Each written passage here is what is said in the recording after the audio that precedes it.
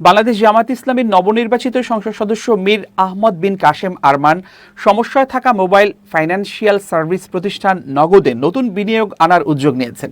এ লক্ষ্যে সম্ভাব্য বিনিয়োগের আগে প্রতিষ্ঠানটির আর্থিক ও সার্বিক অবস্থা যাচাই করতে ফরেনসিক অডিটের অনুমতি চেয়ে বাংলাদেশ ব্যাংকের গভর্নরের কাছে চিঠি দিয়েছেন তিনি। গত ৮ ফেব্রুয়ারি ত্রয়োদশ জাতীয় সংসদ নির্বাচনের ৩ দিন আগে পাঠানো ওই চিঠিতে নগদের বর্তমান অবস্থান মূল্যায়নের জন্য অডিট পরিচালনার সুযোগ চাওয়া হয়। বিষয়টি তিনি নিজেই নিশ্চিত করেছেন। প্রয়াত জামাত নেতা মীর কাশেম আলীর ছেলে আরমান আওয়ামী লীগ সরকারের সময় প্রায় ৮ বছর গুম ছিলেন। ২০১৬ সালে মিরপুর থেকে অপহৃত হন এবং ২০২৪ সালের ৬ আগস্ট শেখ হাসিনা সরকারের পতনের একদিন পর মুক্তি পান তিনি।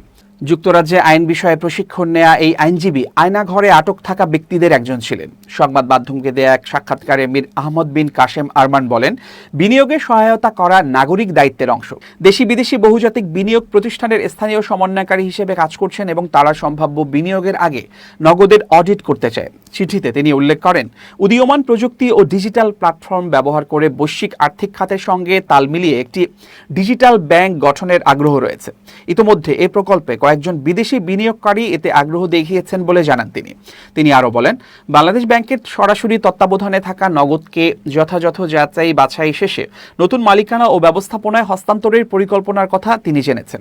সম্ভাব্য বিনিয়োগকারীদের সঙ্গে আলোচনা করে ফরেনসিক অডিটের মাধ্যমে প্রতিষ্ঠানটির আর্থিক পরিচালনাগত সক্ষমতা, ঝুঁকি, শক্তি ও দুর্বলতা সম্পর্কে পূর্ণাঙ্গ ধারণা নেয়ার চেষ্টা করছেন। এ বিষয়ে বাংলাদেশ ব্যাংকের গভর্নর আহসান এইচ মনসুর বলেন, নগদ নিয়ে বিভিন্ন প্রস্তাব পাওয়া গেলেও এখন পর্যন্ত কোনোটি গুরুত্ব দিয়ে বিবেচনার মতো নয়। অন্তর্বর্তী সরকার নগদকে আবার বেসরকারি খাতে ফিরিয়ে দিতে চেয়েছিল, তবে এ বিষয়ে চূড়ান্ত সিদ্ধান্ত নেবে নতুন সরকার।